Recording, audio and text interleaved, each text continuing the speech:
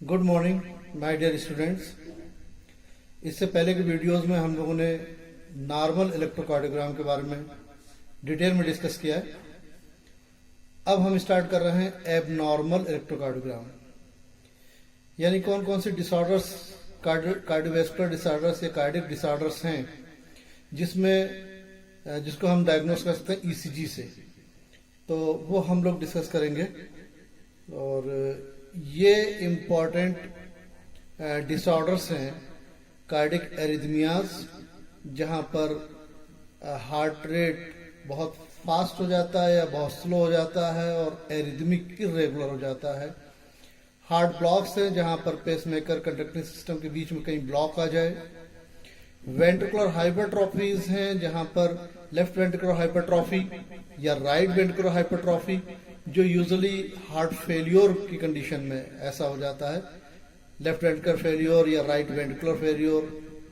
Myocardial infarction, जहां पर जो मसल से मायोकार्डियल उसका कोई पार्ट डेड हो जाए, इंफाक्ट हो जाए due to blockage in coronary artery जो मायोकार्डियल मसल्स को सप्लाई कर रही है।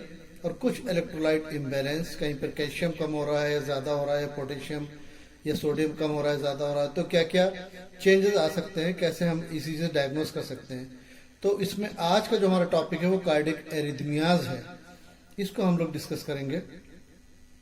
नॉर्मल कार्डियोग्राम जो हम लोगों ने डिस्कस किया था, पी वेव जो एट्रियल डिपोलराइजेशन की वजह से पैदा होती है, क्यूआरएस वेंट्रिकुलर डिपोलराइजेशन और टी वेंट्रिकुलर रिपोलराइजेशन। और 12 लीड्स में हम लोगों ने डिस्कस किया था स्टैंडर्ड बाइपोलर लीड्स, लीड 1, 2, 3, जिसमें हम आंथवान्स लॉ देखते हैं कि लीड 2 में मैक्सिमम क्यूआरएस है जो लीड 1 और लीड 3 के क्यूआरएस के इक्वल है। और जो यूनिपोलर लिम्ब लीड्स है एवीआर, एवीएल, एवीएफ, उसमें एवीआर निगेटिव था।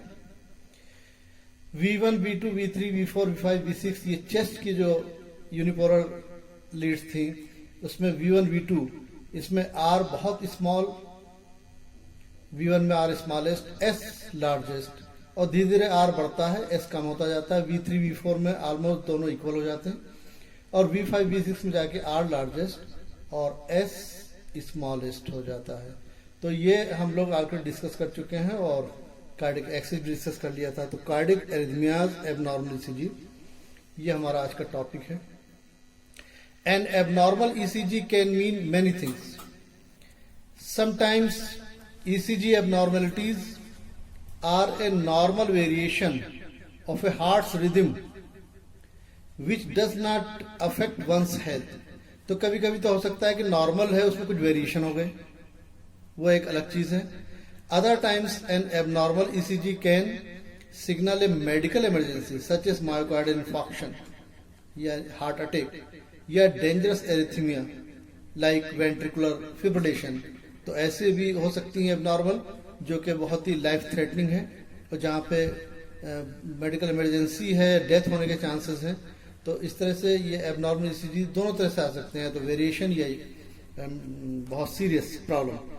तो कार्डिक एरिथमियाज जो हैं, जो हमारा पहला टॉपिक है एबनॉर्मल ईसीजी का, ये इतनी एरिथमियाज है। तो एक तो कहलाती है नॉर्मोट्रोपिक एरिथमियाज। नॉर्मोट्रोपिक का मतलब है जो ऐसे नोड, नॉर्मली जो ऐसे नोड से इंपल्सेस निकल रही हैं, ऐसे नोड में कुछ गड़बड़ी हो जाए। गड़बड़ी फिजियोलॉजिकल भी हो सकती है, पैथोलॉजिकल भी हो सकती है। तो अगर ऐसे नोड से बहुत ज्यादा इंपल्सेस निकलना शुरू हो जाए तो हार्ट रेट बढ़ जाएगा, साइनस टैकीकार्डिया। ऐसे नोड से बहुत इंपल्सेस कम निकलना शुरू हो जाएं तो हार्ट रेट कम हो जाएगा, साइनस ब्रेडिकार्डिया हो जाता है। और साइनस एरिथमिया, साइनस एरिथमिया का मतलब है कि कभी ज्यादा इंपल्सेस हैं, कभी कम इंपल्सेस हैं, तो इरेगुलर हार्ट रेट चल रहा है। जैसे कि नॉर्मली फोर्सफुल इंस्पिरेशन और एक्सप्रेशन में ये चीज सामने आती है। तो जो नॉर्मल हार्ट रेट है वो एक्चुअली वैसे तो 72 है, लेकिन 72 कहना ठीक नहीं है क्योंकि देयर इज ऑलवेज रेंज। 70 से 80 नॉर्मल है, लेकिन रेंज इसकी देखा जाए तो 60 to 100 है। हार्ट रेट की काफी बड़ी रेंज है। डायस्टोलिक ब्लड प्रेशर की रेंज ऐसी है 60 millimetre mercury to 100 millimetre mercury. ऐसी हार्ट रेट की भी 60 to 100 पर मिनट। 60 से अगर नीचे है तो ब्रेडिकार्डिया, 60 और 100 से ऊपर है तो टेकिकार्डिया। तो ये तो नॉर्मोट्रोपिक होगी कि जो ऐसे नोड जब पेसमेकर उसमें प्रॉब्लम हो जाए। लेकिन दूसरी तरह की एरिथमियाज है एक्टोपिक एरिथमियाज, जो ऐसे नोड नहीं बल्कि कोई और पार्ट पेसमेकर का काम करने लगे। इसमें भी दो तरह के हो सकते हैं, होमोटोपिक या हीट्रोटोपिक। होमोटोपिक एरिथमियाज वो कहलाती हैं जो ऐसे नोड के अलावा जो भी कंडक्टिंग सिस्टम है, जैसे कि एवी नोड है या बंडल ऑफ हिस्से या पुरकिंजे फाइबर्स हैं, इनमें अगर कोई एबनॉर्मल इंपल्सेस आना शुरू हो जाए, ये पेसमेकर बन जाए और एबनॉर्मल इंपल्सेस भेजें, तो वो एक्टोपिक एरिथमिया होगा, होमोटोपिक। दूसरा हीट्रोटोपिक, यानी इसमें इंपल्सेस कंडक्टिंग सिस्टम में से भी नहीं बल्कि कंडक्टिंग सिस्टम के अलावा और जो पार्ट है जैसे एट्रियल मसल्स और वेंट्रिकुलर मसल्स, इसमें से अगर एबनॉर्मल इंपल्स निकलना शुरू हो गई एट्रियल मसल से और वेंट्रिकुलर मसल से, ये एक तरह का पेसमेकर का काम कर रहा है जो एक्स्ट्रा कंट्रैक्शन प्रोड्यूस कर रहा है हार्ट में, तो वो एरिथमियाज हीट्रोटोपिक कहलाती है। तो कौन कौन सी हो गई? एक तो एक्स्ट्रा सिस्टोल से प्रीमेच्योर बीट, थोड़ा सा मैं हल्का से का आइडिया हम देके आगे बढ़ूंगा। जैसे एट्रियल एक्स्ट्रा सिस्टोल, यानी एट्रिया मसल से एक फोकस डेवलप हो गया और एक एक्स्ट्रा इंपल्स निकलना शुरू हो गई और उससे भी हार्ट कंट्रैक्ट कर गया। नॉर्मल है ऐसे नोड से, वो तो चल ही रहा है, एक बीच बीच में कहीं भी एक एक्स्ट्रा सिस्टोल आ गया एट्रिया से। तो दूसरा है कि वेंट्रिकल से कोई एक फोकस यहाँ पे बना, डिपोलराइज हुआ वो जगह, और वहां से एक इंपल्स आके यहाँ आ गई कंडक्टिंग सिस्टम में और उससे वेव बन गई और ईसीजी रिकॉर्ड हो गया, वो थोड़ा सा एबनॉर्मल होगा और हार्ट कंट्रैक्ट कर गया। तो atrial extra systole, ventricle extra systole, एक एक फोकाई। इस तरह से एवी नोडल पैरोक्सिस्मल टेकिकार्डिया, यानी एवी नोड, जो यहाँ पर एवी नोड है, एवी नोड से इंपल्सेस भी निकलना शुरू हो जाए, ऐसे नोड से निकल ही रही है, एवी नोड से भी निकलना शुरू हो जाए तो हार्ट रेट बढ़ जाएगा, एवी नोडल टेकिकार्डिया। यहाँ पैरोक्सिस्मल जो आया है, पैरोक्सिस्मल मतलब है एक अटैक, एपिसोडिक अटैक। कभी कभी ऐसा कि एपिसोडिक अटैक होना शुरू होता है कुछ मिनट का या कुछ घंटे का, तो उसके बाद फिर नॉर्मल हो जाता है, फिर कुछ घंटे का हुआ तो एट्रियल पैरोक्सिस्मल भी हो सकता है टेकिकार्डिया, वेंट्रिकल पैरोक्सिस्मल भी हो सकता है, AV nodal tachycardia, AV nodal paroxysmal भी हो सकता है, यानी कि अटैक पड़ रहा है, एक एपिसोडिक अटैक पड़ रहा है बीच बीच में। सर्कस मूवमेंट्स, ये जो सिंड्रोम हम बाद में डिस्कस करेंगे। अब ये जो टेकिकार्डिया है, इसमें एट्रियल और एवी नोडल टेकिकार्डिया, यानी एट्रिया से और एवी नोड से, चूंकि ये एट्रिया से और एवी नोड वेंट्रिकल के ऊपर हैं, तो इनको हम सुप्रावेंट्रिकल टेकिकार्डिया भी कहते हैं। एट्रिया की वजह से एट्रियल टेकिकार्डिया या एवी नोड की वजह से एवी नोडल टेकिकार्डिया, इसको हम सुप्रावेंट्रिकुलर टेकिकार्डिया करेंगे, और जो वेंट्रिकल्स की वजह से इंपल्सेस बन रही है उसे हम वेंट्रिकुलर टेकिकार्डिया करेंगे। तो दो तरह के टेकिकार्डिया हो गया, सुप्रावेंट्रिकुलर टेकिकार्डिया एंड वेंट्रिकुलर, और सुप्रावेंट्रिकल में एट्रियल टेकिकार्डिया और एवी नोडल टेकिकार्डिया आ गए हैं।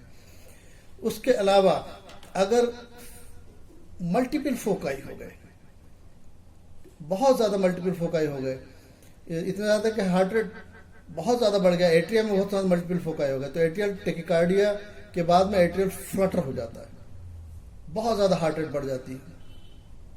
यहाँ तो 200 पर मिनट तक है, यहाँ पे समझ लिए कि 350 पर मिनट तक हो सकता है हार्ट रेट। तो ऐसी तरह से वेंट्रिकल में मल्टीपल फोकाई हो जाए, बहुत ज्यादा इंपल्स है तो वेंट्रिकल फ्लटर। इससे भी ज्यादा अगर फोकाई और बढ़ गए और बहुत ज्यादा इंपल्स आ रही, नॉर्मल इंपल्स तो बहुत कम है, एबनॉर्मल इंपल्स बहुत ज्यादा है, तो एट्रियल फिब्रिलेशन हो सकता है। वेंट्रिकल से निकलना शुरू हो जाए तो वेंट्रिकुलर फिब्रिलेशन हो सकता है, यानी 400, 450, 500 पर मिनट तक भी हार्ट रेट हो सकता है। तो ये एरिथमियाज हैं, वन बाय वन हम डिस्कस करेंगे। तो फर्स्ट जैसे ही नॉर्मोट्रोपिक एरिथमियाज हैं, जहां पर नॉर्मली ऐसे नोड से इंपल्सेस ज्यादा है, कम हो रही हैं, तो हम लोग यहां से स्टार्ट करते हैं। साइनस टेकिकार्डिया, यानी ऐसे नोड में इंपल्सेस ऐसे नोड से बहुत ज्यादा निकलना शुरू हो जाएं। क्या काजेस हो सकते हैं? जैसे एक्सरसाइज, आप एक्सरसाइज करते हैं, आपने देखा हार्ट रेट बढ़ गया, क्योंकि ऐसे नोड से इंपल्सेस निकल रही है, फिजियोलॉजिकल कॉज है, या इमोशनली अपसेट है पर्सन, या बहुत ज्यादा एंजाइटी है, तो ये फिजियोलॉजिकल इंपल्सेस निकलना शुरू हो गई ऐसे नोड से बहुत ज्यादा। मगर पैथोलॉजिकल भी, एनीमिया में हार्ट रेट बहुत ज्यादा बढ़ जाता है। हाइपरथायरॉयडिज्म, थायराइड की एक्टिविटी बहुत बढ़ गई, थायराइड हार्मोन बहुत ज़्यादा बढ़ गया, थायराइडोटॉक्सिकोसिस, तो भी हार्ट रेट बढ़ जाता है। Shock, haemorrhagic shock, blood loss हो गया बहुत ज़्यादा, तो भी हार्ट रेट बढ़ जाता है कंपेंसेटरी मैकेनिज्म में। फीवर में आपने देखा है कि पल्स रेट, हार्ट रेट बहुत ज़्यादा बढ़ जाता है। और एट्रोपिन ड्रग, ये पैरासिम्पथोलिटिक ड्रग है जो पैरासिम्पथेटिक इफेक्ट को कम करती है, यानी वेगस के इफेक्ट को कम करती है, तो सिंपैथेटिक डोमिनेंट हो जाएगा, हार्ट रेट बढ़ जाता है। तो ये तो कॉजेज हो गए साइनस टेकिकार्डिया के लिए, यानी ऐसे नोड से इंपल्सेस निकलना ज्यादा शुरू हो गए। हमने बताया था कि 60 to 100 नॉर्मल, 100 से ऊपर हो जाए तो the physiology, the occurrence of SA node discharges at a rate exceeding 100 impulses per minute, but not more than 150 impulses per minute. तो 100 से 150 तक हो सकता है। तो इसमें क्या होगा, जल्दी जल्दी से ईसीजी रिकॉर्डिंग आएंगी तो आर इंटरवल जो है, आर इंटरवल ये छोटा हो जाएगा। आप जैसे काउंट करिए, ये एक लार्ज स्क्वायर है, 5 स्मॉल स्क्वायर, ये हो गए 5, और ये 5 ये 10, और ये 2 इसको मान लेते हैं 12 स्मॉल स्क्वायर है। तो आपने हार्ट रेट निकालने के लिए 1500/12, तो करीबी 125 हार्ट रेट हो गया पर minute in the above graph. और आप इधर देख लीजिए 1 2 ये भी करीब 12 आ रहे हैं, 1 2 ये भी 12 आ रहे हैं, 5 और ये 5 5 10 2 12, यानी कि रेगुलर है, तो रिदम नॉर्मल है, रेगुलरिटी नॉर्मल है, बस आर इंटरवल छोटे हो गए, ये ईसीजी रिकॉर्डिंग हो गई। तो heart rate above 100 beats per minute but below 150, ये ईसीजी फाइंडिंग होगी, ये उसका कॉज है और ये एग्जाम्पल्स है। साइनस टेकिकार्डिया, इसका जस्ट रिवर्स साइनस ब्रेडिकार्डिया, यानी अब ऐसे नोड से इंपल्सेस कम निकल रही है। क्यों? ये किस वजह से होती है? ड्यूरिंग स्लीप, ये कंडीशन से स्लीप के वक्त में। या स्ट्रॉन्ग एथलीट्स जो बहुत ज्यादा एक्सरसाइज करते हैं, तो हर बार एक्सरसाइज करने में हार्ट रेट बढ़ता है, लेकिन कंपनसेटिंग मैकेनिज्म स्टार्ट होते हैं, बैरोरिसेप्टर रिफ्लेक्सेस वगैरह, और धीरे धीरे वो स्ट्रांग हो जाती है बैरोरिसेप्टर रिफ्लेक्स, और अल्टीमेटली उनका जो रेस्टिंग हार्ट रेट है वो कम हो जाता है। तो स्ट्रॉन्ग एथलीट्स में भी साइनस ब्रेडिकार्डिया होता है। पैथोलॉजिकली सिक साइनस सिंड्रोम, यानी ऐसे नोड अगर बीमार हो गया या डिसीज हो गई साइनस में, तो इंपल्सेस कम निकलना शुरू हो रही हैं, और डिजीनेस और सिनकोपी, कभी कभी पर्सन बेहोश होकर गिर सकता है, चक्कर आ रहे हैं, तो उसे हम सिक साइनस सिंड्रोम कहते हैं। किसी वजह से भी कंट्रोल नहीं हो रहा और साइनस डिसीज हो गया है। या इंट्राक्रेनियल टेंशन अगर बहुत ज्यादा बढ़ गया हो, फॉर एग्जांपल हेड इंजरी हो गई, ब्रेन में का टेंशन बढ़ जाएगा, या ट्यूमर है कोई ब्रेन के अंदर, या हाइड्रोसिफेलस है, इस तरह की कंडीशन में इंट्राक्रेनियल टेंशन अगर लार्ज है, ज्यादा है, तो हाइपोथायरॉइडिज्म, वहाँ हाइपर था, यहाँ पे हाइपोथायरॉइडिज्म, थायराइड की एक्टिविटी कम है या थायराइड के हार्मोन कम हो गया, जैसे मिक्सडीमा, तो हार्ट रेट कम हो जाएगा। ड्रग्स लाइक बीटा ब्लॉकर्स, कुछ बीटा ब्लॉकर्स जो ड्रग्स एंटी हाइपरटेंसिव होती हैं, जैसे कि एम्लोडिपिन है, जैसे कि एटेनोलॉल है, एटिकार्ड या बीटा कार्ड, या प्रोप्रानॉल है, या मेटोप्रोलॉल है, ये जो ड्रग्स हैं ये बीटा ब्लॉकर्स कहलाती है। तो ये भी हार्ट रेट को कम करती है। तो हार्ट रेट ज्यादा हो तो इसको भी दे सकते हैं। तो इसमें क्या होगा, आर इंटरवल बहुत ज्यादा बढ़ जाएगा 2 आर के बीच में, तो आर इंटरवल सा प्रोलॉन्ग्ड, रिदम नॉर्मल है, और रेट जो है 60 इंपल्सेस पर मिनट या 60 पर मिनट से कम हो जाएगा। देखिए अगर आप काउंट करें, ये एक लार्ज स्क्वायर है, लार्ज स्क्वायर 1 2 3 4 5 6 लार्ज स्क्वायर है, एक लार्ज स्क्वायर में 5 स्मॉल स्क्वायर होते हैं, 6 5 30 स्मॉल स्क्वायर हो गए। तो हार्ट रेट इक्वल टू 1500/30, यानी 50 पर मिनट। अगर यहाँ पे देखें 1 2 3 4 5 6, यहाँ पर भी 1 2 3 4 5 6, यानी रिदम नॉर्मल है, रेगुलर है, आर इंटरवल बट प्रोलॉन्ग्ड है। तो ये साइनस ब्रेडिकार्डिया हो गया। तो sinus tachycardia, sinus bradycardia. Third है साइनस एरिथमिया। एरिथमिया का मतलब है, देखिए कभी तो आर इंटरवल बहुत प्रोलॉन्ग्ड हो गई, तो यहाँ देखिए आर इंटरवल तो बहुत कम हो गया। यहाँ पे हम काउंट करें तो 1 2 3 4 5 6, यानी 6 5 30 और करीब 32 के आसपास में ये है। और यहाँ पे आप देखिए 1 2 3 और 3 5 15 और 2 17 या 18 के आसपास में। तो ये एरिथमिया है कि हार्ट रेट कहीं तो ज्यादा बढ़ रहा है और कहीं उस बाद में कम हो जा रहा है। खास तौर से ये एक्सप्रेशन और इंस्पिरेशन में नॉर्मल इंस्पिरेशन एक्सप्रेशन में थोड़ा बहुत होता है 5% के आसपास में इंस्पिरेशन, लेकिन अगर फोर्सफुली आप इंस्पायर करें, फोर्सफुली एक्सपायर करें, आप अगर अपने पल्स पर हाथ रखें रेडियल पल्स पे और फोर्सफुली इंस्पायर करें तो आपको फील होगा कि पल्स रेट बढ़ गई, और फोर्सफुली एक्सपायर करें तो आपको फील होगा कि पल्स रेट कम हो गई है। तो आप खुद देख सकते हो। तो यहाँ पर देखिए ये इंस्पिरेशन का वक्त है, इंस्पिरेशन का ये पीरियड, इसमें करीब 75-85 के आसपास में आ रहा है, 75 to 85, और ये एक्सप्रेशन है। तो यहाँ पे हार्ट रेट कम हो गया। तो यहाँ कहीं पर आरआर इंटरवल प्रोलॉन्ग हो गए, उसके बाद में अल्टरनेटली आरआर इंटरवल शॉर्ट हो जा रहे हैं। तो बस यही इसी में चेंजेस मिलेंगे। तो it is an irregular rhythm with periods of slow and fast heart rate due to variation in the rate of S N और डिस्चार्ज, कभी फास्ट कभी कम निकल रहा है impulses. When periodic change in the sinus rate is related to the phases of respiration, usually it is called respiratory sinus arrhythmia. लेकिन कभी कभी रेस्पिरेशन से रिलेशन नहीं भी हो सकता है। When this variability is not related with the respiration, it is called non-respiratory sinus arrhythmia. तो ECG फाइंडिंग्स क्या हो रही है? During inspiration RR intervals are short, fast heart rate जैसे कि ये ड्यूरेशन है, और during expiration RR intervals are prolong, यानी हार्ट रेट स्लो है जैसे कि ये पीरियड है। एंड ये अल्टरनेट है, alternate period of short and long RR intervals मिलते रहेंगे। एग्जांपल्स क्या हैं? वैसे तो हमने फोर्सफुल इंस्पिरेशन एक्सपीरियंस बताया था, लेकिन चिल्ड्रन में अक्सर मिलता है और एडल्ट्स में ड्यूरिंग डीप स्लीप थोड़ा एरिथमिया मिलता है। एरिथमिया कभी किसी को सोते हुए देखिए और देखते रहिए एंड ट्राई कीजिए, आपको एरिथमिया दिखाई पड़ जाएगा। अक्सर जो है एरिथमिया ब्रेडिकार्डिया से एसोसिएटेड होता है। साइनस एरिथमिया वहां तो हमने बताया था कि हार्ट रेट कम हो रहा है, हार्ट रेट ज्यादा हो रहा है, लेकिन यहाँ पे आप देखिए यूजली ब्रेडिकार्डिया है। यहाँ से यहाँ तक का 60 पर मिनट है, ये 65 पर मिनट आ रहा है, ये 50 पर मिनट है, ये 50 है, ये 55 पर मिनट है, यानी सब ब्रेडिकार्डिया ही चल रहा है। But even then there is arrhythmia, कहीं पर हार्ट रेट कम है, कहीं ज्यादा है। आप काउंट भी कर सकते हैं, 1 2 3 4, करीब 4.5 लार्ज स्क्वायर्स हैं। यहाँ पे आपका 1 2 3 4 5 और ये दोनों मिलकर 6 लार्ज स्क्वायर्स हो गए, यानी 30 स्मॉल स्क्वायर्स। इसी तरह से ये एरिथमिया है और साथ ही साथ ब्रेडिकार्डिया है। तो sinus arrhythmia is frequently associated with sinus bradycardia. It may occur sometimes during deep sleep. तो ये तो साइनस वाले हो गए नॉर्मोट्रोपिक। अब हम आते हैं एक्टोपिक, यानी एसए नोड के अलावा अगर एट्रिया वेंट्रिकल में से एवी नोड में से कोई पेसमेकर बन जाए और उसमें से इंपल्स निकलना शुरू हो जाए, तो ये देखिए नॉर्मल है, P Q R S T, फिर P Q R S T, atrial depolarization, ventricular depolarization, ventricular repolarization, फिर दूसरी बीट आ गई, फिर तीसरी बीट आ गई, फिर चौथी बीट आ गई। लेकिन एट्रियल एक्स्ट्रा सिस्टोल में, यानी ये एट्रिया है, यहां पर एक फोकस बन जाए, डैमेजिंग फोकस, तो वो डिपोलराइजेशन वहां से हो जाता है, वहां से इंपल्स आके ये एवी नोड तक आ जाती है। तो एक एक्स्ट्रा इंपल्स बीच में, एक एक्स्ट्रा इंपल्स यहां तक आ गई और वो क्रॉस भी करेगी तो उसका पी वेव मिलेगा कि एट्रिया को डिपोलराइज कर रही है, फिर वो यहां क्रॉस करेगी तो क्यू आर एस टी भी मिलेगा।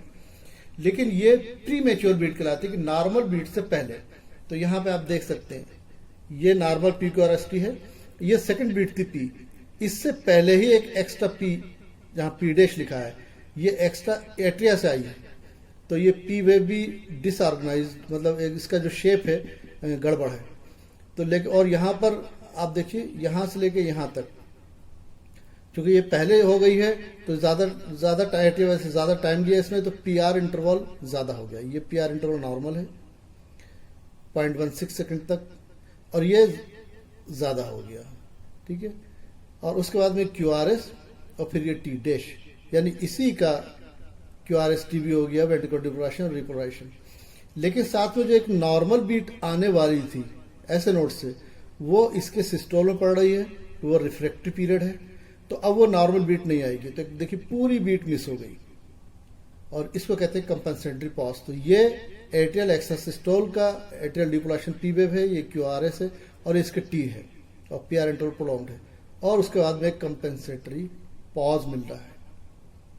तो इसको हम ये देखिए atrial extra systole, it is the premature contraction produced by stimulus from an ectopic focus in atrial muscle. इसी चेंजेस में एक्स्ट्रा पी वेव मिला है, स्मॉल है, शेपलेस है, शेप गड़बड़ इसका, जो डोम शेप्ड है वो नहीं हो रहा। Appears immediately after regular T wave and followed by its QRST complex and it is followed by a compensatory pause. ये एट्रियल एक्स्ट्रा सिस्टोल हो गया। और सेम चीज हो सकती है वेंट्रिकल से। वेंट्रिकल से एक एक्स्ट्रा फोकस निकला और यहां पे कंडक्टिंग सिस्टम में मिल गया, तो ये भी नॉर्मल इंपल्स से पहले, ये नॉर्मल इंपल्स आने वाली थी, इससे पहले ही एक एक्स्ट्रा हो गया। तो इसमें पी वेव तो मिलेगी नहीं क्योंकि वेंट्रिकल से आ रहा है, तो क्यू आर एस टी मिलेगा। तो देखिए ये क्यू और ये आर और ये एस और ये टी। अभी आर जो है स्लर्ड है और टी इन्वर्टेड हो गई है, तो Q R S T extra मिल गया यहां पर। नॉर्मल जो बीट थी उससे पहले, नॉर्मल जो वेव थी उससे पहले, और उसके बाद अगेन जो नॉर्मल इंपल्स आनी थी वो यहाँ पर रिफ्रैक्टिव पीरियड होने की वजह से वो नहीं कंट्रैक्ट कर पाई और एक पॉज मिल गया। तो कंपल्सरी पॉज यहाँ पर भी है। इसमें देखिए क्यू आर एस पी तो मिला नहीं है, क्यू आर एस जो है वो प्रोलॉन्ग्ड है। नॉर्मली 0.08 यानी 2 स्मॉल स्क्वायर होते हैं, लेकिन यहाँ पर क्यू आर एस टी क्योंकि वेंट्रिकल से चल रही है, तो वेंट्रिकल चल रही तो स्लो चल रही है, यहाँ स्लो पहुंची, तो इसलिए Q R S complex prolonged हो गया। तो again this is ventricular extra systole या premature beat followed by a compulsory pause. तो ये वेंट्रिकुलर एक्स्ट्रा सिस्टोल हो गया। It is premature contraction period produced by a stimulus from an ectopic focus in ventricular muscles. इसी changes can extra QRS complex appears following the regular T wave के बाद। This QRS is prolonged because impulse is conducted through ventricular muscle, not through conducting system. No P wave, क्योंकि atria से नहीं आई है। No P wave is preceding QRS complex. Q wave in this regard is inverted. This is also followed by compensatory pause. तो ये extra systole कब हो सकते हैं? बहुत ज्यादा इमोशनल अपसेट, बहुत ज्यादा इमोशंस के वक्त में एक्स्ट्रा सिस्टोल आ सकता है। सीवियर एग्जॉर्शन, बहुत ज्यादा थक चुका हो पर्सन, तब हो सकता है। बहुत ज्यादा स्मोकिंग करने वालों में, बहुत ज्यादा चाय या कॉफी पीने वालों में, बहुत ज्यादा एल्कोहल लेने वालों में, एंड इवन इन हाइपरथायराइडिज्म। तो ये आपको कभी कभी 1 मिनट में जो 3 या 4 एक्स्ट्रा सिस्टोल मिल सकते हैं, 2 मिल सकते हैं, 1 मिल सकता है, 4-5 मिल सकते हैं। तो ये premature beats atrial and ventricular extra systole हो गया। यहीं पर हम आपको एक पल्स डेफिसिट के बारे में बता दें, जो अक्सर वाइवा में पूछा भी जाता है कि ये जो एक्स्ट्रा सिस्टोल मिल रहे हैं, नॉर्मली हम जानते हैं कि हार्ट रेट और पल्स रेट दोनों इक्वल है। अगर एक 72 है ये हार्ट रेट, तो पल्स भी 72 पर मिनट होगा।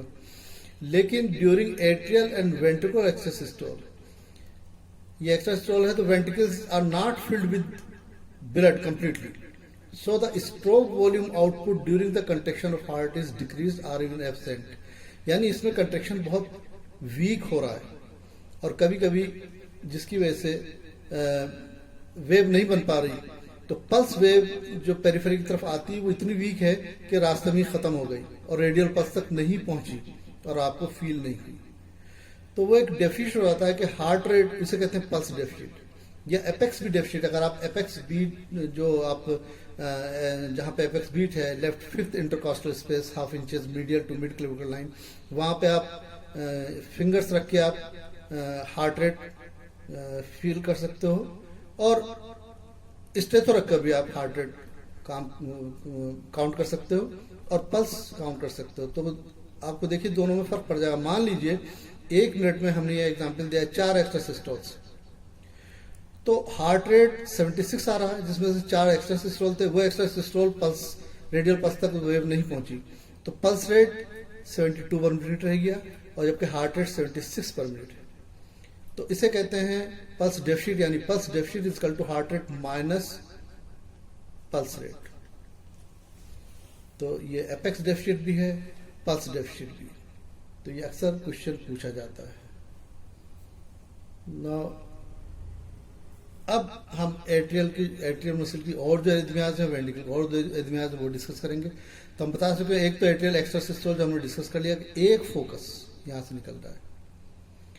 एक फोकस से जब मल्टीपल फोकाई हो जाए, बहुत ज़्यादा फोकाई हो जाए, तो बहुत ज़्यादा इम्पल्सेस निकलेंगी और बन जाएगा टेकिकार्डिया। और अगर ये पैरोक्सिस्मल, ये टेकिकार्डिया का अटैक पड़ रहा है एपिसोडिक, कुछ देर के लिए 60 मिनट्स के लिए पड़ सकता है, 1 घंटे 2 घंटे के लिए, उसके बाद फिर नॉर्मल हो सकता है। तो इसमें हार्ट रेट बढ़ जाता है मल्टीफोकाई से up to 200 per minute. Impulses और ज़्यादा निकलने लगे, और ज़्यादा हार्ट रेट बढ़ जाएगा, तो एट्रियल फ्लटर हो जाता है। इसमें heart rate up to 200 to 350 पर मिनट हो सकता है। और मल्टीपल फोकाई अगर और बढ़ गए और उससे यहाँ पर इम्पल्सेस आ रही हैं तो आगे बढ़ रही हैं, तो नॉर्मल वाली तो छुप जाती है, अब नॉर्मल बहुत ज़्यादा हो जाती है, that may be heart rate up to 350 to 500, उसे एट्रियल फिब्रिलेशन कहते हैं। तो हम ये 3 चीज़ें डिस्कस करेंगे, एट्रियल टेकिकार्डिया या atrial paroxysmal tachycardia, atrial flutter, atrial fibrillation. तो समझ में तो आ ही गया आप लोगों के क्यों, क्या है ये वजह, क्या है इसमें ईसीजी फाइंडिंग्स क्या है वो डिस्कस करना है।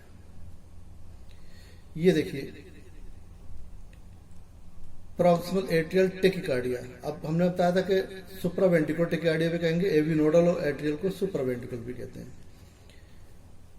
अगेन आर इंटरवल शॉर्ट हो जाएगा। ये देखिए ये वहां से यहाँ तक 5 है और यहाँ से यहाँ तक 3 है मान लीजिए, तो ये 8 हो गए, तो 1500/8 188 पर मिनट। अब आप कहेंगे साइनस टेकिकार्डिया भी था और ये एट्रियल टेकिकार्डिया, डिफरेंस क्या है? साइनस में बहुत अच्छी तरह से PQRST दिख रहा था, मगर यहाँ पे देखिए P बहुत अच्छा नहीं दिख रहा, QRST भी बहुत अच्छा नहीं दिख रहा, T और P इतना रेट बढ़ गया है कि एक दूसरे पर मर्ज कर रहे हैं। और साइनस टेकिकार्डिया में 150 तक, 100 से 150, मगर यहाँ पे 200 तक हो सकता है हार्ट रेट। तो इसी फाइंड का ectopic atrial foci, rhythm is regular rhythm है, आर इंटरवल कांस्टेंट होंगे, heart rate up to 200 beats per minute, and T wave merges with P wave of the next cardio cycle. यानी P और T बहुत ज्यादा अलग अलग आपको नहीं दिखाई पड़ रहा है कि टी कौन सा है, पी कहां से शुरू हो गया, टी कहां खत्म हुआ। तो these are abnormal impulses generation from the atria at regular intervals। तो ये एट्रियल टेकिकार्डिया है। अगर इसमें 150 से कम हो और PQRST बहुत साफ दिख रहे हो तो आप समझ लीजिए साइनस टेकिकार्डिया। PQRST बहुत अच्छे नहीं दिख पा रहे हैं और 150 से भी ऊपर है तो एट्रियल टेकिकार्डिया। लेकिन ये पी वेव है, बहुत छोटी सी पी वेव है। अब हमने बताया कि इसमें इम्पल्सेस और फोकाई बढ़ जाए और इम्पल्सेस शुरू हो जाए, then there will be atrial flutter. ये देखिए अब एट्रिया, ये पी वेव है, ये पी है, ये पी है, यानी यहां देखिए पी और उसके बाद में एक QRS आ गई, फिर 2 पी, फिर एक QRS, ये 4 पी है, 1 2 3 4 और फिर एक QRS, फिर ये 4 आ गई पी और एक QRS। यानी कि एट्रिया से बहुत ज्यादा इम्पल्सेस निकल रही हैं, मगर कुछ इम्पल्सेस क्रॉस कर रही है वी नोड को तो QRS मिल गया, और कुछ इम्पल्सेस नहीं क्रॉस कर पा रही, वो वहीं रह गई। तो आप देखिए 4 पी वे मिल रहा है और एक ये क्रॉस कर गई तो उसका QRS मिल गया। फिर ये 1 2 3 ये क्रॉस नहीं कर पाई इम्पल्स, ये क्रॉस कर गई तो उसका QRS मिल गया। QRST भी बहुत अच्छा नहीं है, तो एक तरह से 2 पी 1 QRS या 3 पी 1 QRS या 4 पी 1 QRS, तो इसमें ये इस तरह का ये हो जाएगा। तो P रेगुलर है, PP इंटरवल रेगुलर है, तो regular atrial rhythm 2P 1 QRST 2:1 3:1 या 4:1 वेंट्रिकुलर रिस्पॉन्स हो सकता है। और ये आरी के दांत जैसे इसमें दिखाई पड़ते हैं। तो ये अपीयरेंस कैसी, 100 टूथ फ्लटर वेव्स में आकर, और हार्ट रेट में भी more than 200 up to 350 beats per minute. और आप ये देखिए ये जो PQRST है T, और इसमें जो पी वेव है TP मर्ज कर गया आपस में। ये सब P जो एरो हैं ये सब P हैं, T में मर्ज कर रहे हैं। तो second Flutter wave indicated by arrows altered by superimposition on T waves and causes due to multiple foci in the atria। और एक चीज और होती है कि दोनों एट्रिया ऐसे कंटेक्ट करते हैं, beats rapidly like wings of a bird, जैसे किसी पक्षी के दोनों पर हिल रहे हैं, इस तरह से दोनों एट्रिया दिखाई पड़ते हैं। अगर आप उसको इकोकार्डियोग्राफी में देखें तो वो इस तरह से एट्रिया कंट्रैक्ट करते दिखाई पड़ेंगे, like wings of a bird. तो साटूथ अपीयरेंस है, 2:1 या 3:1 या 4:1 हो सकता है, और लाइक विंग्स ऑफ बर्ड, ये इसकी खास पहचान है, एट्रियल फ्लटर। अब ने बताया कि इंपल्सिस फोकाई अगर और भी ज्यादा हो जाए, इससे भी ज्यादा, तो हार्ट रेट और भी ज्यादा बढ़ जाएगा और वो हो जाएगा फिब्रिलेशन, और वो एट्रिया इतना कंट्रैक्ट करेगा बहुत ही हल्के से, बहुत हल्के कंट्रैक्शन है, लेकिन नंबर बहुत ज्यादा है। ये देखिए बिल्कुल ऐसा लगता है जैसे पानी की एक वेव जो है, तो इसे इसको फिब्रिलेशन वेव्स कहते हैं, ये एफ वेव कहलाती है। और फिर बीच में कहीं पर आपको QRST मिल गया, वही बहुत साफ नहीं कि QR दिखाई पड़ रहा है, एस नहीं दिखाई पड़ रहा, T नहीं दिखाई पड़ रहा, और फिर ये वेवी लाइन आ गई। तो एक तो वेवी लाइन आ रही है जिसे हम फिब्रिलेशन वेव्स कह रहे हैं, एफ वेव्स। दूसरा R बीच बीच में आ रहा है, और R इंटरवल भी कांस्टेंट नहीं है, बीच में आ रहा है, कभी भी आ गया। देखिए यहाँ से लेके यहाँ तक काउंट कीजिए, यहाँ से यहाँ तक काउंट कीजिए, तो हार्ट रेट बहुत ज्यादा बढ़ जाता है, 350 to 500 beats per minute. Asynchronous atrial contraction, कोई सिंक्रोनाइजेशन नहीं है। रैपिड इर्रेगुलर पीवीएफ है, या पीवीएफ एब्सेंट भी दिखाई पड़ रही है, ऐसी इतनी छोटी होगी कि पता भी नहीं चलेगा। Atria shows no coordinated contraction but merely shows irregular oscillation of surfaces called fibrillation waves, F waves. Totally irregular ventricular response, ये ventricular response भी irregular, RR interval variable है, और उसमें T wave पता नहीं मिल रही है, ये एट्रियल फिब्रिलेशन है। तो ये थोड़ी सी कंडीशन कंपैरेटिवली ज़्यादा डेंजरस है एट्रियल फ्लटर या एट्रियल टेकिकार्डिया के मुकाबले में। तो ये एट्रियल फिब्रिलेशन हो गया है। तो हमने चारों आपको बता दिया, एट्रियल एक्स्ट्रासिस्टोल, उसके बाद में एट्रियल टेकिकार्डिया, और फोकाई गए थे एट्रियल फ्लटर, उसमें साटूथ अपीयरेंस, और इसमें फिब्रिलेशन वेव्स, एट्रियल फिब्रिलेशन। अब सेम चीज अगर वेंट्रिकल में हो जाए, यानी एक फोकस एक्स्ट्रा आया, उसने एक एक्स्ट्रा सिस्टोल कर दिया, तो वेंट्रिकुलर एक्स्ट्रा सिस्टोल बन गया, जिसमें QRST मिल रहा है, फॉलोड बाई कंपेंसेटरी पॉज, जो हम डिस्कस कर चुके हैं।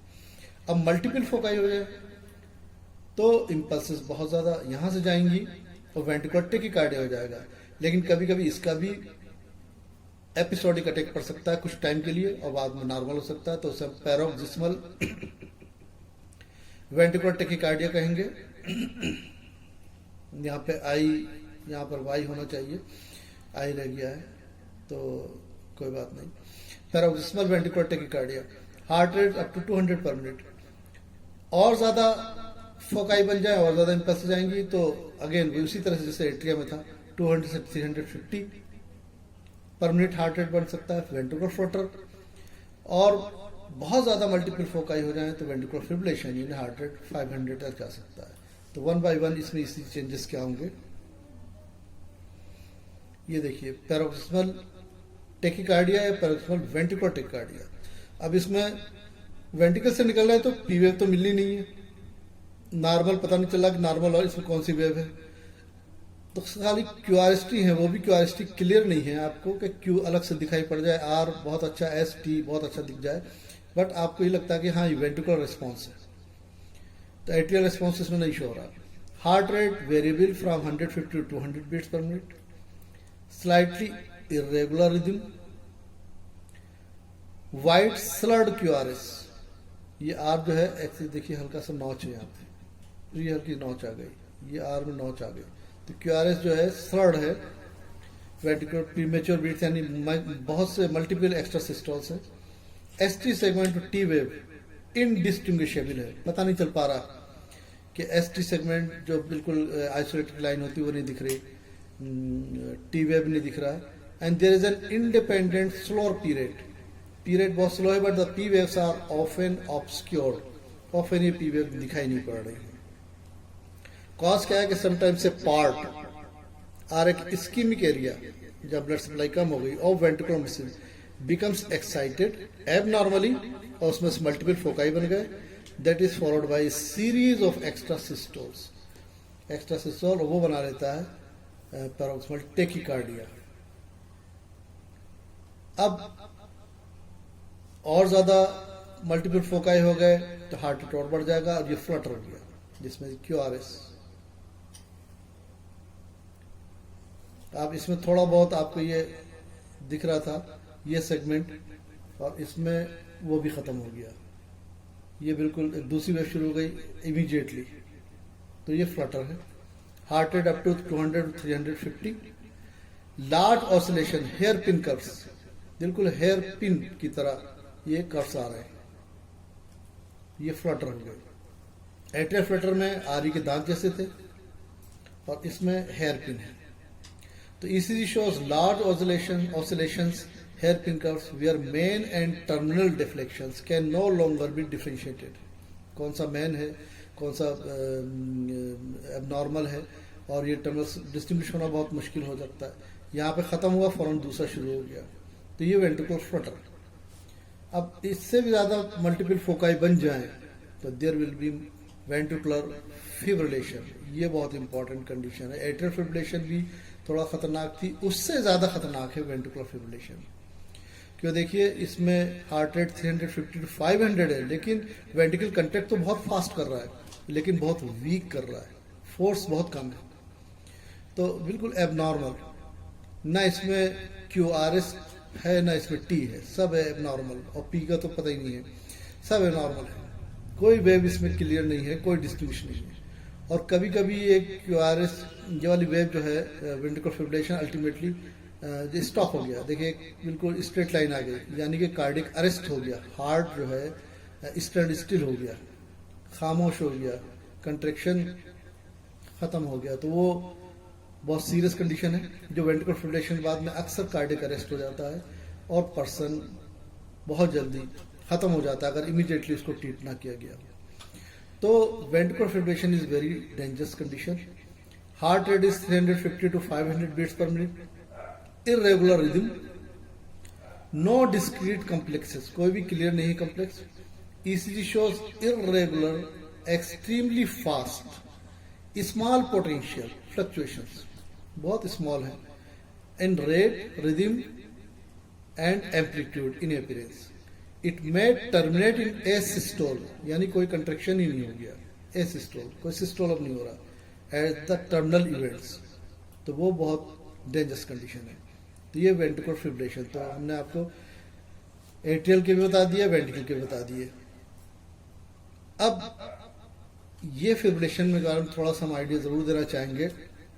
आप लोग देखा होगा पिक्चर्स में भी, टीवी में भी, कि DC शॉक दिया जा रहा है, तो उसे कहते हैं डीफिब्रिलेशन, यानी वेंट्रिकुलर फिब्रिलेशन है उसको हम डीफिब्रिलेट करते हैं। ये ट्रीटमेंट एक तरह से, एंटी एरिथमिक ड्रग्स तो देते ही हैं, लेकिन डीफिब्रिलेटर्स ये मशीन है, they are the devices that restore a normal heartbeat by sending an electric pulse or electric shock, ये हम दे रहे हैं।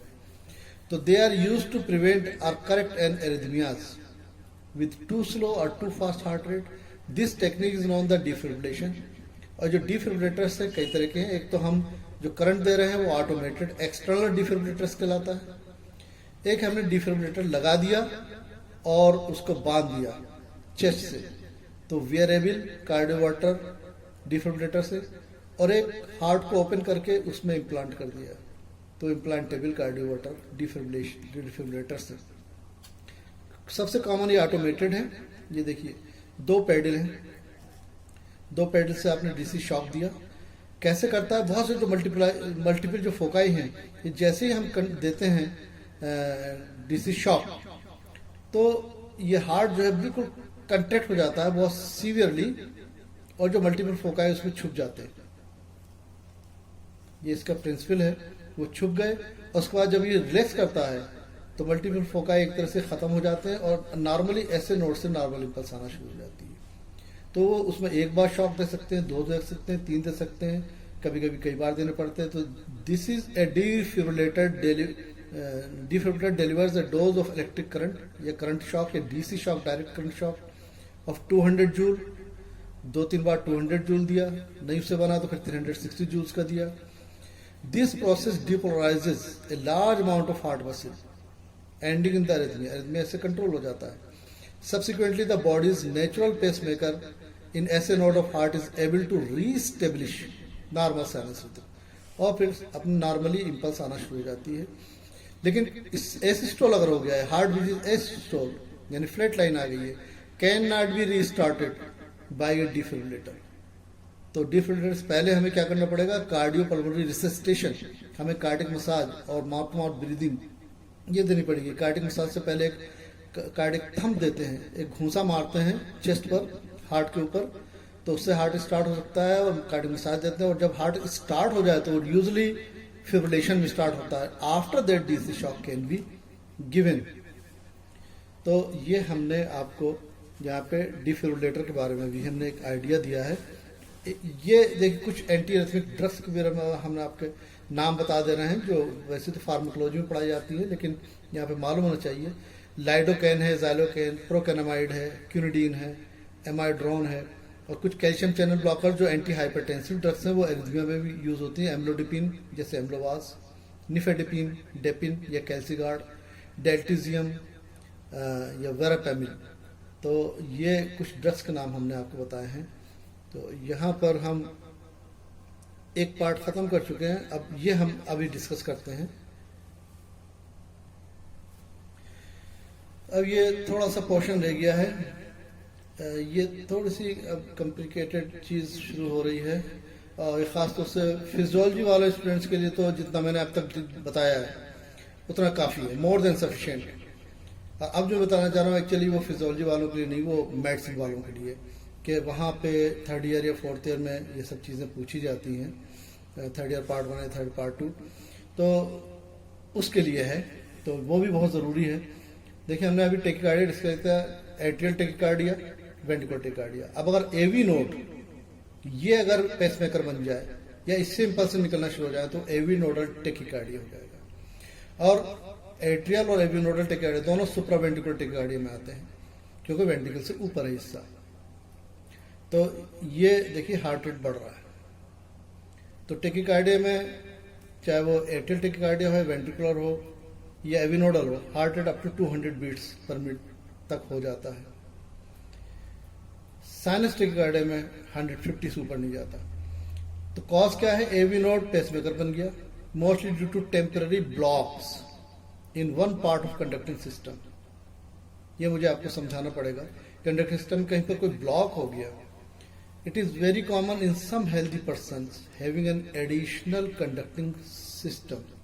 एक अलग से एक कंडक्टिंग सिस्टम भी कुछ लोगों में होता है, या रास्ता होता है, वे होता है, पाथ होता है, जिसे बंडल ऑफ केंट कहते हैं, which connects atrial ventricle directly. जो नॉर्मल पेसमेकर कंडक्टिंग सिस्टम है उसके अलावा एक अलग से पाथ हो सकता है, जिसे बंडल ऑफ केंट कहते हैं. So the conduction is very rapid. तो ये जो अब मैं बताने जा रहा हूँ ये सिर्फ एविनोडल टेकिकार्डिया के लिए नहीं, बल्कि एट्रियल टेकिकार्डिया और वेंट्रिकल टेकिकार्डिया, इसमें हमने मल्टीपल फोकाई बताए थे, लेकिन ये भी एक कॉज है. तो क्या मैकेनिज्म है कार्डिक एरिथमियास का? मल्टीपल फोकाई के अलावा भी हो सकता है. तो ये अब आप समझ लें एक बार को कि एक काज तो यह है एक्टोपिक फोकाई, जो हमने अभी बताया, मल्टीपल फोकाई ऑफ एक्साइटेशन, चाहे वो एट्रियल मसल से निकल रहे हो, चाहे वेंट्रिकल मसल से निकल रहे हो, चाहे बंडल ऑफ हिस से, परकंजे फाइबर से निकल रहे हो, दे एक्ट एज पेसमेकर्स. ठीक है. तो अगर सिंगल फोकस निकल रहा है तो एक्स्ट्रासिस्टोल बन गए, एट्रियल एक्स्ट्रासिस्टोल, वेंट्रिकल एक्स्ट्रासिस्टोल, या एविनोड से तो एविनोडल एक्स्ट्रासिस्टोल. मल्टीपल फोकाई जो हमने अभी बताया, रिपीटेटिव डिस्चार्जेस, बहुत ज्यादा फोकाई, बहुत ज्यादा इंपल्स निकल रही है, बीच में रिजल्ट थ्रू एट्रियल और वेंट्रिकुलर टेकिकार्डिया और पैरोक्सिस्मल टेकिकार्डिया और फ्लटर और फिब्रिलेशन, जो हम तक डिस्कस कर चुके हैं. तो एक काज तो ये था, हमने मल्टीपल फोकाई के बारे में बताया था. दूसरा हमने वहां नहीं बताया, थोड़ा कंफ्यूजन क्रिएट हो जाता. दूसरा कॉज भी हो सकता है इन सब कंडीशंस का, और that is known as the re entry mechanism और सर्कस मूवमेंट.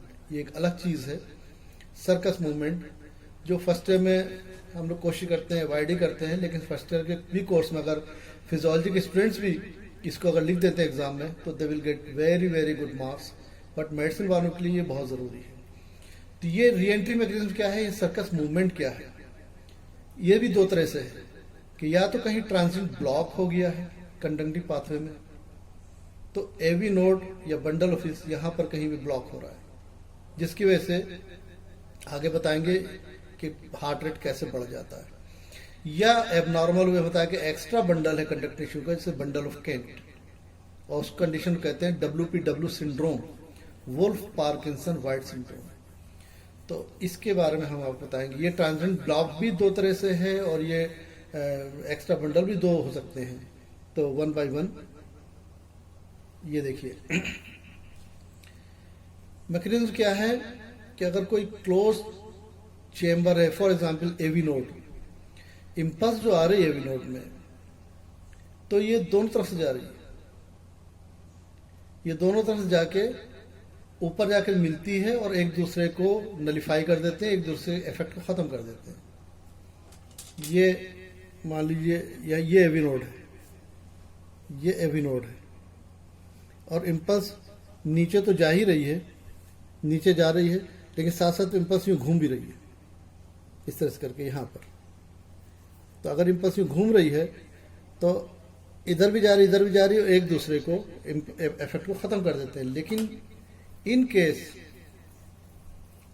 अगर ये एक रास्ते में कहीं पर एक ट्रांजिएंट, एक टेम्परेरी ब्लॉक हो जाए due to slow conduction, slowly conduction है, और ये अगर ब्लॉक आ जाए तो ये जो इम्पल्स इस डायरेक्शन में जा रही है, ये इसके लिए ये पार्ट रिफ्लेक्टिव हो जाएगा और ये आगे नहीं बढ़ पाएगी, ये वहीं खत्म हो जाएगी, ये खत्म हो जाएगी। और ये जो है ये वाली आगे बढ़ गई, ऊपर तक गई और घूम के यहाँ पर आई, और इस बीच में अगर ये ब्लॉक खत्म हो जाए, ब्लॉक खत्म हो जाए तो ये वापस नीचे तक आ जाएगी। ये देखिए ऊपर गई और ये ब्लॉक खत्म के बाद नीचे तक आ गई। अब ये घूमती रहेगी, ऐसे घूमती रहेगी। तो ये कहते हैं सर्कस मूवमेंट या री एंट्री, और हर बार ये एवी नोड को एक्साइट करती रहेगी, और एवी नोड से इंपल्स फिर बंडल ऑफिस में जाके प्रोकिंजे फाइबर्स और वेंट्रिकल में जाके हार्ट रेट, मतलब हार्ट को कंट्रैक्ट कराता रहेगा। तो ये एक कॉज है। ये हमने एवी नोड का एग्जाम्पल दिया, ठीक है। तो फिर समझ लीजिए कि ये ब्लॉक आ गया, ये खत्म हो गया, और ये फिर जब तक ब्लॉक हटा तो ये घूम रही है बराबर।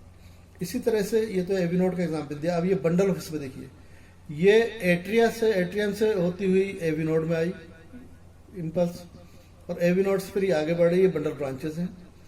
और अगर स्लो कंडक्शन है तो उसमें से एक आध इम्पल्स ये ऐसे भी जा रही है, ऐसे जा रही है, एक दूसरे को नलिफाई कर देंगे, खत्म कर देंगे एक दूसरे को, और नॉर्मल इम्पल्स यूं चलती रहेगी। लेकिन अगर वहां पे टेम्पररी ब्लॉक आ गया किसी वजह से, transient block due to slow conduction, तो ये इम्पल्स जो यहां से जा रही थी ये खत्म हो जाएगी। लेकिन ये वाली जो है, ये अब ये तो एंट्रोग्रेड डायरेक्शन है, ये रिट्रोग्रेड डायरेक्शन है। अब ये रिट्रोग्रेड में देखिए ऊपर जाने लगी, ये इम्पल्स ऊपर चली गई, ऊपर जाने के बाद में फिर एट्रिया में गई, और एट्रिया को उसने एक्साइट किया, एट्रिया फिर से डिपोलाइज हुआ, और फिर से एट्रिया डिपोलाइज होगा, फिर ये एवी नोड होगा, फिर ये बंडल फिर नीचे चली जाएगी, और ये इस तरह से घूमती भी रहेगी। तो ये जो है एट्रियल बीट, इसको कहते हैं इको, एट्रियल इको बीट। तो इस तरह से ये एक रीजन हो सकता है। बहुत ज्यादा हार्ट रेट बढ़ जा रहा है। एक तो मल्टीपल फोकाई बताया था, एक ये ट्रांजिएंट ब्लॉक या री एंट्री या सर्कस मूवमेंट हो रहा है। तो एक तो कंडीशन ये हो गई ट्रांजिएंट ब्लॉक। सेकंड कंडीशन हो सकती है कुछ अल्टरनेट पाथवे। ये देखिए ये एक नॉर्मल है, ऐसे नोड से इम्पल्स चल रही है, एवी नोड पे आई, एवी नोड से कॉमन बंडल ऑफिस, फिर ये बंडल ब्रांचेस हैं राइट एंड लेफ्ट, और ये फिर आगे पुरकिंजे फाइबर्स। ये एक नॉर्मल चल रहा है। लेकिन यहां देखिए कुछ लोगों में एक एब नॉर्मल एक्स्ट्रा पाथवे ये बीच में होता है, जो डायरेक्टली एट्रियल वेंट्रिकल को डायरेक्टली कनेक्ट कर रहा है। ये नॉर्मली तो अलग चीज हो गई, ये डायरेक्ट कनेक्शन है एट्रियल वेंट्रिकल बीच में। तो इम्पल्स यहां से भी जा रही है, यहां से इम्पल्स जा रही है।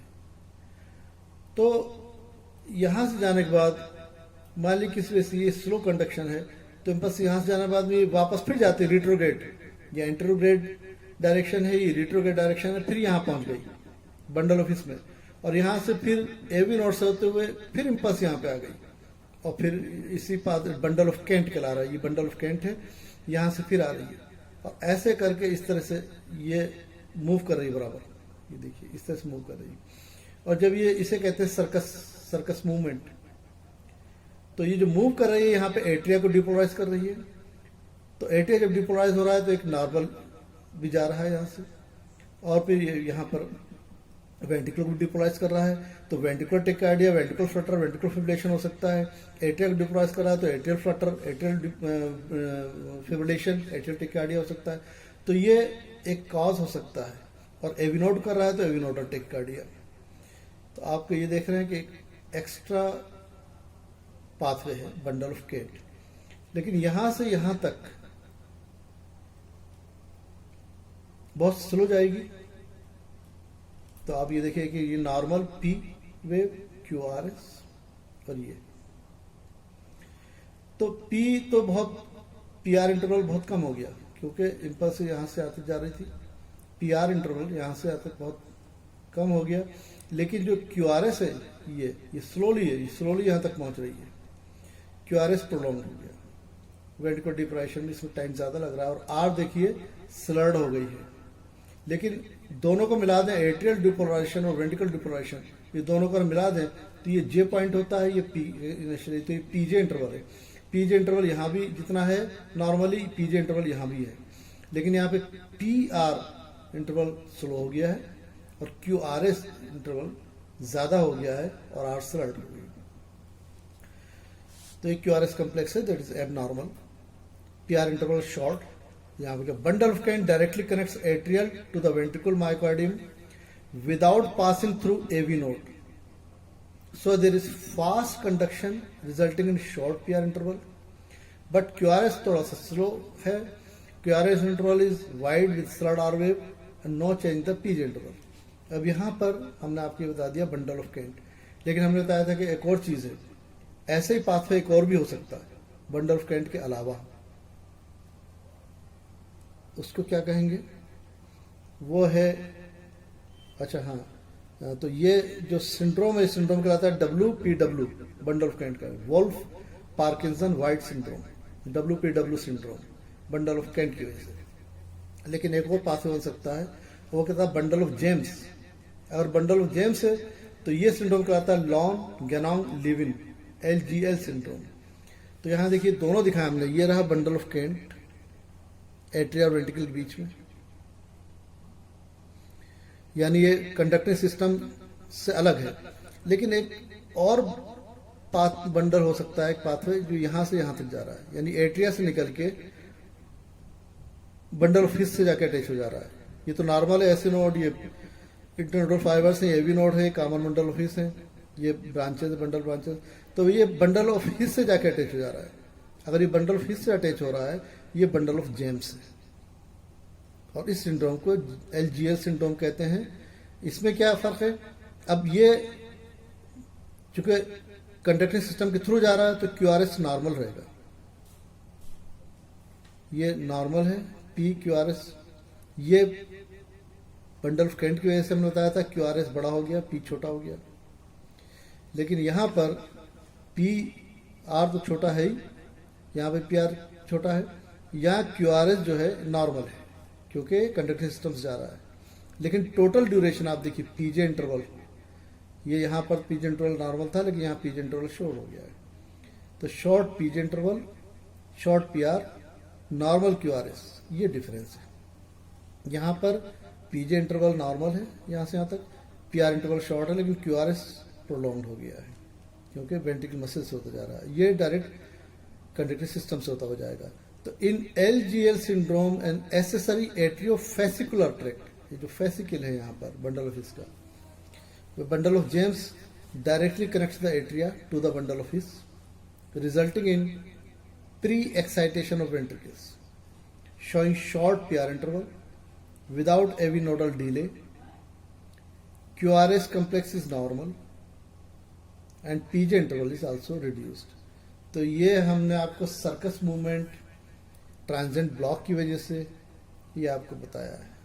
तो थोड़ा सा लग रहा है कुछ ज़्यादा हो गया होगा, तो एक बहुत शॉर्ट में एक क्विक रिवीजन मैं आपको करवाऊंगा, जिससे कि बस 5 मिनट में इस टॉपिक को ख़त्म करते हैं। ये एबनॉर्मल ईसीजी, जो हमारा topic cardiac अरिथमियाज, various types of अरिथमियाज हैं। फर्स्ट साइनस टेकिकार्डिया, ऐसे नोड से इंपल्स जा रही हैं, आर इंटरवल शॉर्ट है, हार्ट रेट 100 से ऊपर 150 से नीचे। ये कॉज हो सकते हैं exercise, emotion, anaemia, hyperthyroidism. Sinus bradycardia में इंपल्स धीरे धीरे आ रही है साइनस से, तो आर इंटरवल प्रोलॉन्ग्ड है, 60 से नीचे है हार्ट रेट। स्लीप, ये strong athlete, 6 sinus syndrome, hypothyroidism. Sinus arrhythmia में एक्सप्रेशन में हार्ट रेट कम हो गया, इंस्पिरेशन में हार्ट रेट ज़्यादा है, फोर्सफुली अगर करें तो और ज़्यादा है, जिसे हम रेस्पिरेटरी साइनस एरिथमिया कहते हैं। Sometime non respiratory sinus arrhythmia भी है। तो during inspiration R interval short है, during expression R interval prolonged है। चिल्ड्रन या डीप स्लीप में मिल जाता है। अक्सर ब्रेडिकार्डिया से एसोसिएटेड है arrhythmia during deep sleep. Atria में अगर एक फोकस आ गया एक्स्ट्रा, तो यहाँ से एक एक्स्ट्रा इंपल्स जाएगी, तो एक्स्ट्रा PQRST हो जाएगा। प्री मैच्योर, ये मैच्योर से पहले नॉर्मल है, ये प्री मैच्योर, तो PR इंटरवल लॉन्ग है, ये इसका PRST it will be associated with the compulsory pause. Ventricle से अगर एक्स्ट्रा इंपल्स जा रही है तो एक्स्ट्रा सिस्टोल हो जाएगा, सो P वेव नहीं मिलेगी, QRS और T ही मिलेगा। R QRS ज़्यादा बड़ा हो जाएगा और R जो स्लर्ड है, T inverted, followed by compulsory pause. और ये एक्स्ट्रा सिस्टोल कभी कभी पल्स वेव नहीं बना पाती, तो हार्ट रेट ज़्यादा हो सकता है, पल्स रेट थोड़ा कम हो सकता है, तो इसे कहते हैं पल्स डेफिशिट। तो एट्रियल एक्स्ट्रा सिस्टोल हो गया, उससे ज़्यादा अगर फोकाई बहुत ज़्यादा मल्टीपल निकलने लगे तो एट्रियल टेकिकार्डिया या एट्रियल प्रॉक्सिमल टेकिकार्डिया भी हो सकता है। यह हार्ट रेट जो है 200 पर मिनट हो गया, इसमें P दिखाई पड़ रहा है, लेकिन T आपस में मर्ज कर रही है, T और P, तो बिल्कुल क्लियर नहीं है, लेकिन रिदम नॉर्मल है। उससे ज़्यादा अगर फोक का इम्पल्स निकल लगेगी तो सॉटूथ अपीयरेंस हो जाता है, एट्रियल फ्लटर। कभी 2P 1 QRS, 4P 1 QRS, 3P 1 QRS हो सकते हैं। और both atria beats like wings of the bird. और मल्टीपल फोकाई अगर एट्रिया में हो गए तो F वेव फिब्रिलेशन वेव्स बन गई। और R इंटरवल भी एबनॉर्मल है, एरिथमिक है, इरेगुलर है, एट्रियल फिब्रिलेशन। इसी तरह से वेंट्रिकल में एक फोकस वेंट्रिकल से अगर बन गया और एक इंपल्स एक्स्ट्रा आ गई तो वेंट्रिकुलर एक्स्ट्रा सिस्टोल।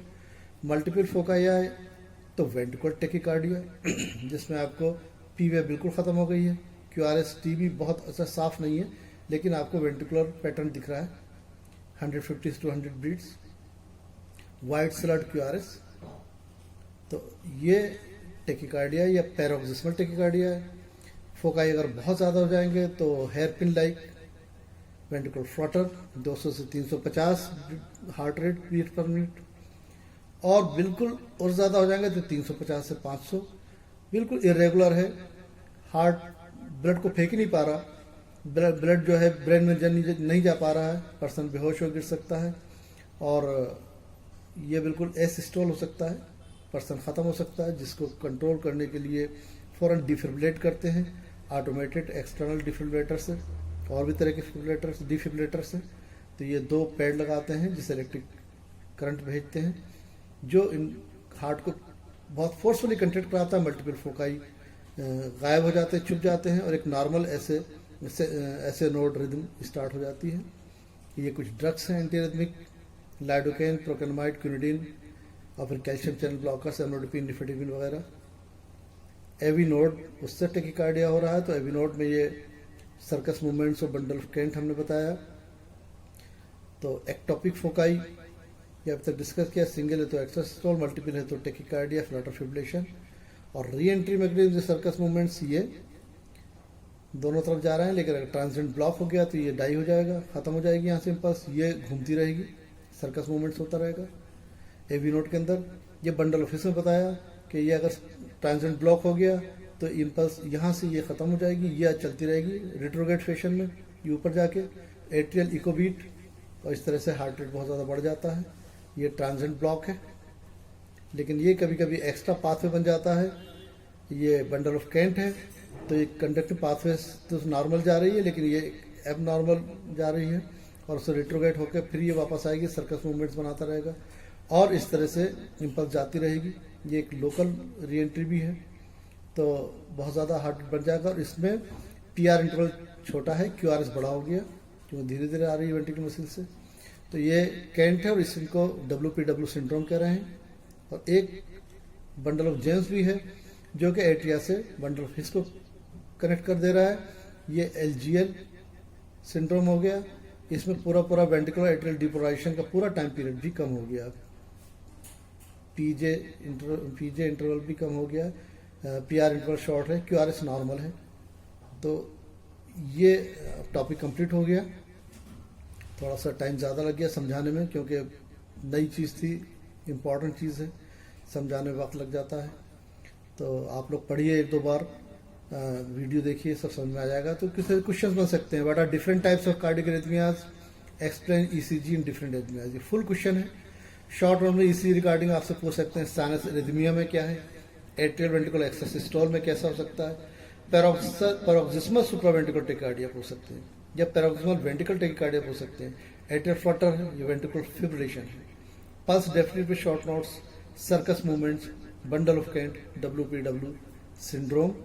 तो मैंने कोशिश करी है कि इस टफ टॉपिक को सिंप्लीफाई करूं, और आप जब 2-3 बार इस वीडियो को सुनेंगे तो बिल्कुल दिमाग में बैठ जाएगा। और नेक्स्ट हम हार्ट ब्लॉक से स्टार्ट करेंगे, वेंट्रिकुलर हाइपरट्रॉफी स्टार्ट करेंगे। तो कैसा लगा आप लोगों को, मैं ज़रूर जानना चाहूँगा आप लोगों के कमेंट्स। जब तक आप लोग मेहनत कीजिए और खुश रहिए और अपने फैमिली को खुश रखिए। Thank you very much, all the best.